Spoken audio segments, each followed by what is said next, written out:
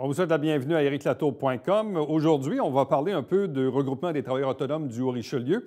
On va présenter deux personnalités dans quelques instants. Sonia Aubu, qui est réflexologue, une nouvelle carrière dans sa vie de designer d'intérieur. Mais d'abord, on vous parle des champs électromagnétiques avec M. Pierre Doucet.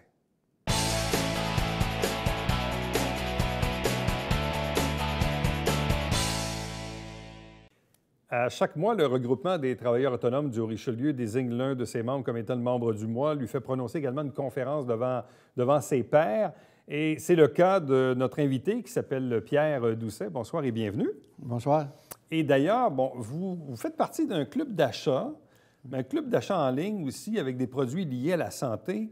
Mais de ce que j'ai compris, vous avez aussi développé une expertise à l'égard des champs électromagnétiques et c'était un peu l'objet de votre conférence. C'était l'objet de ma conférence. Et l'expertise, c'était un grand mot, mais un vif intérêt. Ouais. Suffisamment pour m'informer sur ce que ça fait. Et je n'ai pas fait de recherche personnelle au niveau des effets sur le corps, mais ces recherches-là existent. Entre autres, en 2012, il y a une publication qui s'appelle Bio-Initiative 2012, qui a une trentaine, 29 personnes, je pense, qui ont contribué à ça. C'est une quinzaine de chapitres. C'est un gros volume. Comment vous vous êtes intéressé aux champs électromagnétiques et à leur effet sur les humains, là? Mon intérêt remonte à ma santé personnelle. Ça a commencé en 1985 et j'ai, par un simple produit qu'on appelle l'aloise, une constipation de 15 ans, c'est résorbé dans 5 jours. Alors, c'est un intérêt pour la santé. Et ça a éveillé mon intérêt. Et par la suite, un peu plus âgé, peut-être dans 55, j'ai vu les personnes vieillir et je me suis dit, moi, je ne veux pas vieillir comme ça. Alors, qu'est-ce qu'il faut faire? Alors, je me suis intéressé à la santé et plus tard, c'est en 2013, en réalité, que cet élément-là m'est arrivé, les champs électromagnétiques. À cause de quoi? Un événement particulier? De rencontres avec des personnes, une entreprise qui avait des produits qui protégeaient le corps et réduisaient les champs électromagnétiques dans les murs. Et leur porte-parole était Dr. Alalé, une dame, elle a une histoire vraiment particulière. Elle était électrosensible. Elle tapait sur son ordinateur avec des crayons. Et elle a presque perdu son fils, qui était un superbe athlète pressenti pour les Olympiques, dans une nouvelle maison qu'elle avait achetée. Et les champs électromagnétiques dans la maison étaient extrêmement élevés. Et ça l'a dérangé ses ondes θ, etc. Alors, elle a fait des recherches et développé un produit. On l'appelait la flat battery. C'est comme une puce. Et alors, avec le temps, elle a développé ça. Et j'ai été introduit à ça, à ce niveau-là. Ouais. Et j'ai dit, on va regarder ça. Bon, les champs électromagnétiques dans une société comme la nôtre en 2019, il y en a partout? Partout. Il y en a partout. Et je dirais, c'est pas le commencement, mais c'est pas la fin. Si vous regardez, par exemple, le Dr. Paul Héroux, ses recherches à l'Université McGill, si vous écoutez ses conférences, il explique ce qui se passe, pourquoi c'est pas bon pour la santé, qu'est-ce qui se passe biologiquement. On sait que le Code de sécurité 6 de Santé Canada détermine les niveaux d'exposition permise, mais c'est basé sur un effet thermique. Et je vais citer Dr. Héroux, il dit « Santé Canada est dans l'erreur ». Et plus d'une fois, dans une même entrevue, dans l'émission Mise à jour. Maintenant, dans les solutions que moi, je pourrais proposer, qui n'est pas uniquement à moi, là, je ne veux pas dire que Dr. Héroux est d'accord avec ce que je dis. Je ne veux pas l'associer à ce que moi je dis, parce que ce ne serait pas honnête de ma part de le faire. Mais si on veut regarder les effets ou s'il y a des effets biologiques sur le corps humain par les champs électromagnétiques, c'est une ressource proche de nous. Bon. Mais comment on peut être moins exposé aux champs électromagnétiques? Parce que tout le monde a des téléphones cellulaires, on a des appareils électroniques à la maison, il y a des poteaux électriques pas très loin, il y a des tours cellulaires aussi. Je veux dire, comment on peut faire aujourd'hui dans notre société pour être le moins exposé possible aux champs magnétiques, électromagnétiques? C'est impossible, ou à peu près. Ouais. Alors, ce qu'il faut faire, c'est de se protéger, nous, par des, je dirais pas des appareils, mais on peut, par des... Par une façon de vivre? Non, ça aussi... Protéger nos maisons, les isoler autrement, je ne sais pas. On peut réduire les champs électromagnétiques dans les murs, en prenant ce que j'appelle des filtres qu'on peut mettre soit dans les prises de courant ou, si on est propriétaire, on peut mettre ça après le panneau électrique. Et ça réduit les champs électromagnétiques qui se développent dans les murs. OK. Ça se développe par le courant normal d'Hydro-Québec, le 60 cycles. Et surtout aujourd'hui, avec les compteurs dits intelligents, les compteurs communicants, quand le compteur émet, le filage de notre maison devient comme une antenne et ces ondes-là embarquent dessus. Ça, c'est intéressant de voir sur un oscilloscope, je pourrais vous le montrer, mais on voit l'effet. Ouais. Et ça... Parce que l'installation des compteurs d'Hydro-Québec, ça a eu l'effet aussi d'un petit scandale là, au moment où Hydro-Québec a voulu nous changer ça. Oui. Là, les gens, certains même refusaient de les avoir sur une base volontaire, oui. Mais encore là, pour le public, toujours intriguant. Bon, il y a des experts de part et d'autre qui nous expliquent ça. En même temps, on est un peu dans le cycle des gouvernements paternalistes. On se dit, bon, bien, si le gouvernement dit que c'est bon, ça doit être correct. Donc, on réagit souvent comme ça dans nos sociétés. On dit, bien, si le ministère ou le gouvernement nous dit que c'est bon, ça doit être correct. Ils sont là pour nous protéger. Oui, oui. Et ça, c'est le message qu'on lance. Oui, effectivement. Et si on n'accepte pas ça, on est un peu bizarre un peu, on est faible d'esprit, et il y a une énorme pression psychologique qui est mise sur les gens. Et si on veut essayer de trouver le contraire, c'est beaucoup d'ouvrages. Ouais. Des recherches, des heures. On fouille, on regarde d'un coup, oups. Et il y a... Alors, quand on injecte le doute, le doute est un élément puissant. Mais c'est quoi les effets sur nous? Je ne sais pas, moi, quelqu'un qui travaille devant un ordinateur pendant 8 heures de temps, certains même vont dire qu'il ne faut pas dormir avec nos téléphones cellulaires à 3 pieds de la tête sur la table de chevet ou des trucs comme ça, mais c'est quoi l'effet? On va avoir mal à la tête? On va développer un cancer? Je ne sais pas. C'est quoi les effets néfastes? Bon, la première conférence que j'ai assistée du Dr. Héroux, en 2014, je pense, 2013-2014, c'était le résultat de 6 ans de recherche où il a démontré comment les champs électromagnétiques, le mégahertz, je pense que c'est 24 000 mégahertz, celui de 2400 mégahertz, je ne me rappelle pas, les téléphones, bloquaient ou empêchaient en partie l'oxygène de pénétrer dans la cellule. On sait que la cellule a besoin d'oxygène pour générer de l'énergie. Et il a expliqué comment ça se passait. Et c'était, je pense, un de ses premiers résultats. Okay. Mais depuis, il a fait beaucoup d'autres recherches. Et c'est dommage, j'ai pas avec moi les schémas, ces résultats à lui et de recherche, mais ça dérange ce qu'on appelle la respiration de la cellule. Okay. C'est en augmentant aussi ce qu'on appelle les reactive oxygen species, qui est des radicaux libres dans la cellule.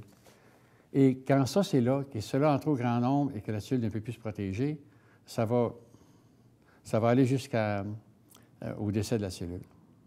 Et ça, c'est des choses comme ça. Mais je présume que d'un humain à l'autre, le niveau de tolérance peut aussi varier. Quelqu'un va être plus sensible, puis une autre personne moins sensible? Oui. Et ça, c'est... Il y a des personnes, il y a à peu près 3 à 5 de la population qui sont vraiment dérangées par les champs électromagnétiques, dont Dr. Allais en était une. Il y a à peu près 40 à 50 de la population qui en sont affectées, mais ça ne rend peut-être pas tellement compte, mais ça affecte tout le monde pareil, à moins qu'on puisse nourrir le corps, nourrir la cellule assez bien avec ces minéraux colloïdaux, etc., pour qu'elle soit assez forte pour contrer. Contrer. Oui. Okay. Et c'est là où vous dites que dans certains cas, on peut utiliser certains produits qui peuvent améliorer ou nous protéger, c'est ça? Un de mes favoris, c'est ça. Et ça, c'est un appareil, je ne sais pas comment on appellerait ça, mais c'est un... c'est comme une carte qui protège... C'est une carte qui module l'onde, la micro-onde, pour la rendre acceptable au corps ou non dérangeant pour le corps. Et le fait d'avoir ça sur vous, ça fait quoi? Ça module ça module l'onde, les micro-ondes qui sortent du téléphone ou des appareils. OK. C'est un peu... on sait qu'on peut faire des démonstrations en utilisant la kinésiologie, le principe de kinésiologie, ou encore, en anglais, on dit Bi-Digital O-Ring Test. C'est un procédé développé par un docteur japonais, et on peut démontrer comment l'effet. Est-ce que vous-même, vous avez un téléphone cellulaire? Oui. Oui. Mon cellulaire. Mais quel usage vous en faites? Je ne sais pas, est-ce que quand vous arrivez à la maison, vous le mettez loin de vous? Ou non, je tiens l'entour, je le mets dans mes poches. Mais est-ce que le fait d'avoir cet outil-là empêche, disons, une surexposition aux ondes développées par votre téléphone? Pour moi, oui. OK. Oui. Sentez-vous un effet différent? Sentez-vous... Je ne sens pas d'effet ni pour ni contre quand c'est là ou pas. Ouais. J'en suis peut-être un de ces personnes-là. OK. Je n'attendrai pas de le ressentir avant de faire quelque chose. OK, je comprends. On appelle ça un peu prévention. Mais c'est un sujet qui mérite d'être développé parce qu'on en entend de plus en plus parler. Oui. Vous êtes probablement un peu dans les précurseurs de la chose, puis peut-être que dans 10-20 ans, ça sera un état de fait, puis les gens se protégeront peut-être davantage sur les champs. Parce que... Vous savez, déjà, dans le passé, on mettait les chiro en prison, puis aujourd'hui, c'est correct, là? Oui, c'est ça. M. Doucet, merci beaucoup, puis bonne continuation. Mais écoutez, c'est très gentil de votre part. Merci bien. Merci. Restez avec nous, puisqu'au retour, on parle cette fois de réflexologie.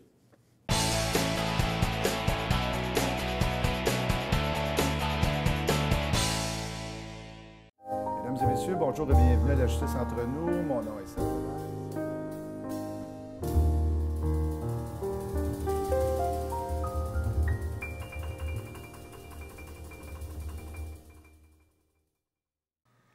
Salut, ici Alexandre Baudouin. Et François Trépanier. François, cette semaine à Sport Express, on parle tennis et chambre de commerce. Oui, avec Léo Royer et Michel Milot. Et en deuxième partie de TKO. Oui, monsieur, Michael Dufort, gros combat le 11 avril. Manquez pas ça.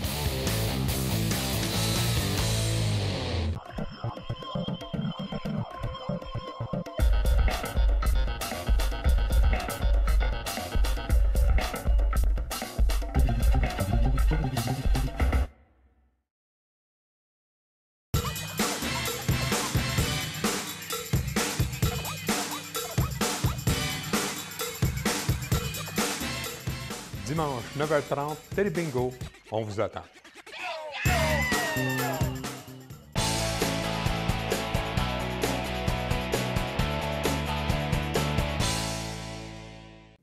La personnalité du mois d'avril au regroupement des travailleurs autonomes du Haut-Richelieu s'appelle Sonia Aubu. Elle est réflexologue, elle est avec nous. Bonsoir et bienvenue. Bonsoir. Comment la réflexologie est-elle arrivée dans votre vie personnelle ou professionnelle, ou un peu des deux, forcément? Oui. Oui. Oui, il est arrivé sur le tard. Donc, j'ai fait bien des métiers avant d'en arriver là. Donc, ça fait seulement que 2 ans que je suis là-dedans. Qu'est-ce qui vous a conduit à ça? Parce que vous avez travaillé en optométrie, mais vous avez fait différentes carrières aussi. Bref, en résumé, quelles ont été, disons, vos passions ou vos défis professionnels avant la réflexologie? Mais en fait, l'optométrie, ça a été, à un moment moment donné, dans mes études, je ne savais pas quoi faire. Donc, j'ai travaillé en optométrie en apprenant sur le tas, comme on dit. Donc, c'est ça. Fait que j'ai appris. J'ai travaillé pendant 6 ans là-dedans. Et ce qui m'a attirée par la suite, ça a été le design d'intérieur, mais ça ne se donnait pas dans la région. Et de m'éloigner et de perdre cet emploi que j'aimais bien. Donc, j'ai attendu jusqu'au jour où le Cégep de Saint-Jean a donné cette formation-là. Donc, j'ai embarqué là-dedans. Donc, j'ai été dans la première mouture à sortir de là. Donc, vous avez pratiqué le métier quelques années? Je le pratique encore. Encore aujourd'hui? Je le pratique encore, oui. Donc, ça fait 26 ans que je suis là-dedans. 26 ans, et je le pratique encore, mais moins. La fibre est plus autant là. Par contre, bien, c'est ça, dans le fond, avec la réflexologie, j'aime tellement ça que ce métier de design-là est en train tranquillement, pas vite. mis de côté pas mal. Là. Oui. Et la réflexologie, qui vous a parlé de ça? Est-ce que c'est arrivé comment? Mais dans le fond, c'est que c'est arrivé. J'ai toujours aimé j'ai toujours été intriguée par les gens qui avaient des dons, des ramancheurs, toutes sortes de bons. Et, une curiosité. Oui, là, cette curiosité-là, et j'aurais aimé faire ça. Mais c'est ça, je mettais ça de côté. Et à un moment donné, une collègue de travail me parlait, bien, écoute, Sonia, il y a une technique que peut-être que tu aimerais, donc la technique coréenne des mains, qui se donne un peu partout au Québec et qui va sûrement se donner dans la région. Bon, OK, j'ai dit, tiens, on va vérifier ça. Puis je suis tombée en amour avec cette technique-là rapidement. C'est une technique qui se fait très, très rapidement. En quoi elle est différente des autres techniques? Mais elle, c'est une technique qui, on corrige toutes sortes de problèmes de santé ou émotifs avec les mains seulement, juste au niveau des mains. C'est quoi le principe de la réflexologie? Dans le fond, le principe de la réflexologie, c'est une technique de massage de points réflexes qui sont situés au niveau des extrémités, donc les pieds, les mains, la tête. Et donc, cette technique-là amène une amélioration, un déblocage d'énergie. Dans le fond, c'est en pratiquant des points réflexes, en faisant des points de pression là-dessus. Est-ce qu'il y a une ressemblance avec l'acupuncture? Oui, parce qu'on travaille au niveau des méridiens. Mais par contre, au lieu d'être des aiguilles, bien, c'est une belle petite technique de massage qui est plus en douceur. Bon. Et là, dans le fond, dans les trucs auxquels on touche, on parle de circulation sanguine, lymphatique, l'équilibre de l'énergie, des différents métabolismes du corps, la réduction ou l'élimination des douleurs, tunnel carpien, prévention, descente de vessie, allergie, acouphènes, bon, etc. Donc, il y a quand même plusieurs trucs qu'on peut aider avec ça. Bien, presque tous. Donc, on peut régler la grosse majorité des problèmes parce que tout problème de santé est un problème d'énergie bloquée, tout simplement. Donc, si on va dans un petit peu plus technique, les organes ont une énergie, un sens que chaque organe va circuler. Donc, on va aller travailler des points réflexes qui correspondent à une zone d'une problématique. Et en corrigeant ces points-là, ça va envoyer un message par le système nerveux au cerveau qui retourne au système nerveux et va aller travailler l'organe qu'on vient de corriger en respirant dedans. Donc, c'est un travail d'équipe. C'est un travail d'équipe. Donc, moi, je vais faire les points de pression et le client, lui, il va respirer dedans pour aider à débloquer ces zones énergétiques-là bloquées. Ça peut prendre combien de traitements? En quoi les gens vous disent qu'ils en ressentent des effets? Ça, dans le fond, comme j'explique toujours aux gens, parce qu'on me la pose très souvent, cette question-là, là, donc autant je peux avoir la même problématique avec plusieurs personnes, 5, 10 personnes. Les gens ne réagissent pas pareil. Non, c'est ça. Ça dépend depuis combien de temps et comment est ce blocage-là, comment c'est ça, il peut y avoir des émotions, il peut y avoir bien des choses qui peuvent créer ces blocages-là, parce que souvent aussi, des problèmes de santé, c'est des problèmes émotifs. Aussi. Donc, c'est ça. Mais c'est comme, allez, je fais un parallèle, mais dans certains cas, on a un problème au dos, on va chez le chiro, puis bon, même le chiro lui-même, des fois, va nous dire, si après 3 rendez-vous, il n'y a pas d'amélioration, ben, peut-être que la chiropratique n'est peut-être pas pour vous à ce moment-là. Au même titre qu'une autre personne, en 3 traitements, va être rétablie, ou en 20 traitements, va être rétablie. Donc, les personnes, donc ça peut varier, mais, ce que vous dites, c'est qu'il faut, c'est quoi? C'est qu'il faut essayer, parce que souvent, j'imagine, les gens qui arrivent chez vous ont dû essayer d'autres choses avant. Oui, je suis souvent le dernier recours. Le dernier recours? Oui, parce que les gens ne connaissent pas ça. Et puis pourtant, ça fait plus de 12 000 ans, même 12 000 ans avant Jésus-Christ, que ça existe, cette technique-là. Est-ce que c'est pas parce qu'il y a comme une dose de scepticisme peut-être par rapport à ça? C'est-à-dire qu'autant où aujourd'hui, même la science médicale reconnaît l'acupuncture comme ayant des bienfaits, mais quand on s'en va vers la réflexologie, est-ce que là, il y a encore une espèce de doute sur... et pourtant, c'est pas très loin l'un de l'autre. Oui, parce que les gens, des fois, disent, bien, si j'y crois pas, ça va-tu fonctionner pareil? OK. Et là, vous leur répondez quoi? Bien oui, ça fonctionne pareil, parce que c'est pas une question de croyance, c'est une question de blocage, tout simplement. Oui, parce que j'ai plusieurs sceptiques. J'ai eu plusieurs... Ils viennent vous voir pareil? Oui, parce qu'ils sont... À court de recours, c'est ça? Oui, c'est ça, comme je vous dis. Je suis le dernier recours très, très souvent, parce qu'on me dit, j'ai tout essayé... Puis, ben écoute, je suis rendu là. Bon. Et comment on développe ces compétences là-dedans? Est-ce qu'il y a des cours, des formations? Oui. Bref, expliquez-nous un peu on ne se lève pas un matin pour dire, OK, je lis un livre puis je deviens réflexologue. Là. Non. C'est vraiment une formation. Donc, c'est une formation de 2 ans, celle avec l'école avec laquelle j'ai étudié. Donc, cette école-là, c'est l'école de Madeleine Turgeon, donc la dame qui a amené la réflexologie au Québec. Donc, c'est vraiment une très bonne école. Et c'est 2 ans d'études. C'est quand même pas une étude comme au cégep où est-ce qu'on est 7 jours sur 7, mais c'est ça. On a la formation durant quelques jours. Ensuite de ça, on a des cobayes, donc à pratiquer beaucoup sur des gens et plusieurs fois, justement, pour voir les bienfaits. Et ensuite de ça, bien, on est évalué en fonction de ça, des examens. Et c'est comme ça tous les mois. Fait que c'est en continu pratiquement là, pendant 2 ans de temps. Bon. Oui. Là, parfois, vous faites les soins à domicile ou parfois à la maison chez vous à Saint-Alexandre? Oui. Majoritairement, c'est à la maison et à l'occasion, pour les gens qui ne peuvent pas se déplacer, je me rends à domicile. Bon. Qu'est-ce que vous avez appris à apprécier de ce nouveau métier là, qui, visiblement, est en train de remplacer votre métier principal, tranquillement, pas vite? Qu'est-ce que vous aimez de pratiquer ce métier-là? C'est d'aider les gens. C'est vraiment de voir l'amélioration de personnes qui sont transformées complètement. C'est vraiment très, très gratifiant, ça, de voir comment on peut aider les gens. Parce que comme...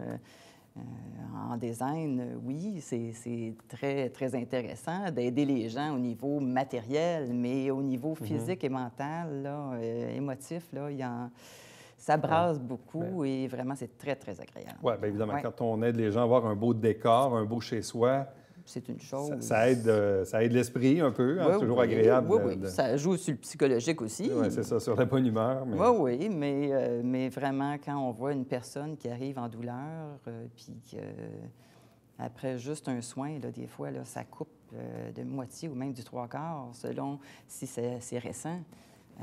Bon, c'est sûr que ça fait 20 ans que la personne a le problème, mais ça ne se voit pas en une seule séance, là, mais oui, c'est vraiment... Est-ce qu'il y a beaucoup...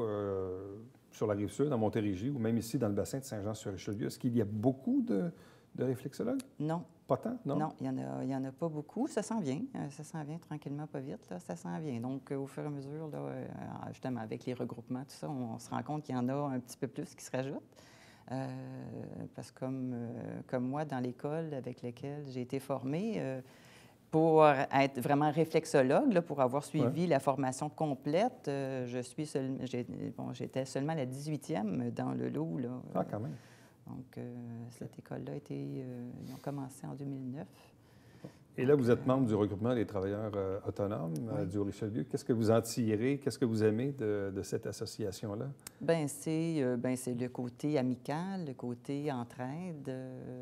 C'est vraiment intéressant, ce regroupement-là. Oui, oui. Ça vous permet de rencontrer des gens, de faire un peu de réseautage, de vous faire connaître aussi? Des trucs, oui. Oui. Bon. Et là, dans quelques semaines, donc, vous allez prononcer une conférence. En fait, c'est bientôt, c'est mardi, le 2 avril, prochain. donc la semaine prochaine. Oui. Vous allez prononcer. Avez-vous déjà un peu prévu votre plan de match? Oui, Qu'est-ce que vous voulez leur dire? Cours un peu, mais oui. Mais dans le fond, avec la formation, pas la formation, mais le regroupement, on parle de soi aussi en premier pour connaître notre parcours de vie, pourquoi on est rendu là, donc d'où on vient et la formation, toutes nos études, tout ce qu'on a fait jusqu'à maintenant. Et comment une native de Manicouagan, dont les parents sont natifs de la Gaspésie, a-t-elle atterri à Saint-Jean un jour ou dans la région ici? Bien, bon, mon père est décédé. On habitait à Delson à ce moment-là. J'étais tout petite.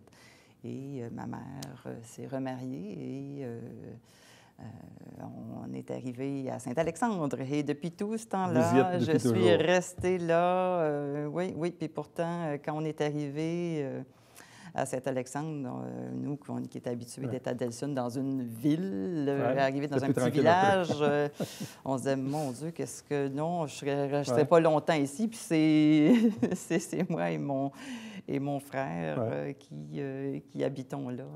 Oui.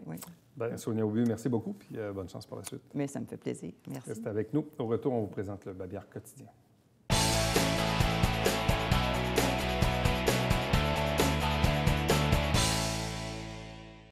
Parlons de camps de jour, ceux organisés par CIM Mont-Saint-Grégoire, donc c'est 6 semaines. Si parfois vos enfants ont de l'intérêt ou vous, comme parents, vous avez de l'intérêt pour vos enfants, allez vous renseigner, ça vaut peut-être la peine.